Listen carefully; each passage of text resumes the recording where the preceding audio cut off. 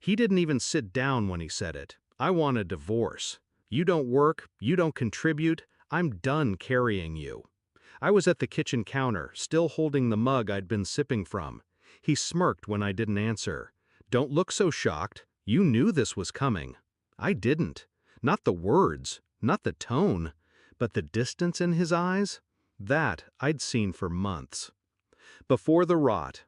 We met when I was 24. He was older, confident, the kind of man who made decisions without hesitation. He said he admired my creative spirit. I admired his drive. When we married, he wanted me to focus on the home while he handled the money. I agreed. At least, that's what I let him believe. What he didn't know was that I'd started an online business, quiet, small at first, then growing beyond what I imagined. By our 4th anniversary, I'd earned my first $100,000. By our 7th, I'd hit $500,000, all in an account with only my name. The betrayal. 2 weeks after the divorce papers were signed, I saw the engagement post. My best friend. The woman who used to sit on my couch in pajamas, drinking wine, swearing she'd never betray me. The caption, "When you know, you know." It was the smile on his face that hurt more than the photo. That smile used to be mine. The shift. I didn't rage, I didn't block them. I followed every post, every tagged photo. The honeymoon in Italy, the house they bought together, our old dream home, the one he said we couldn't afford. I started to notice the other details too. Her designer clothes, the sudden renovations, the expensive dinners. He was spending like a man who'd just come into money. Except he hadn't. The plan.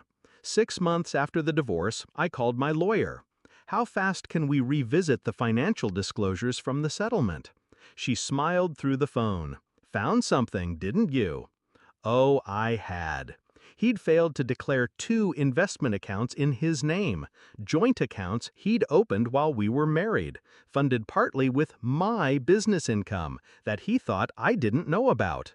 Hiding marital assets during a divorce is fraud, the kind that unravels everything. The execution.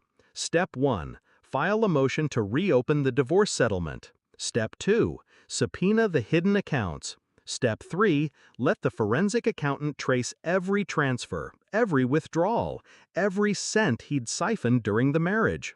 The numbers told the story better than I could.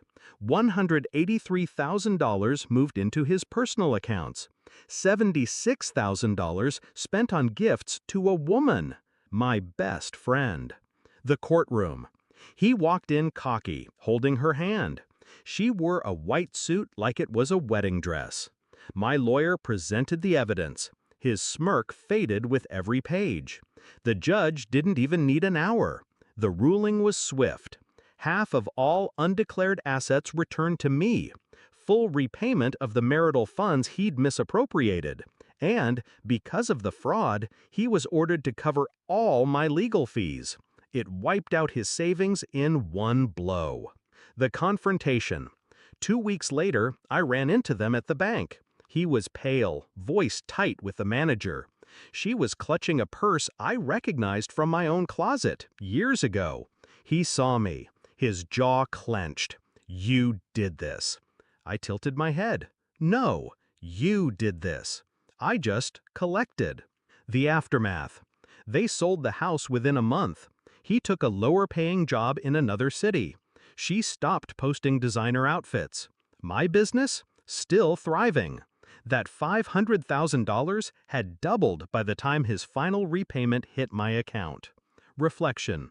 He thought I was dependent. He thought I was naive. He thought leaving me for my best friend was the end of my story. It wasn't. It was just the prologue. And now, he can't even say my name without remembering exactly how it feels to lose everything twice.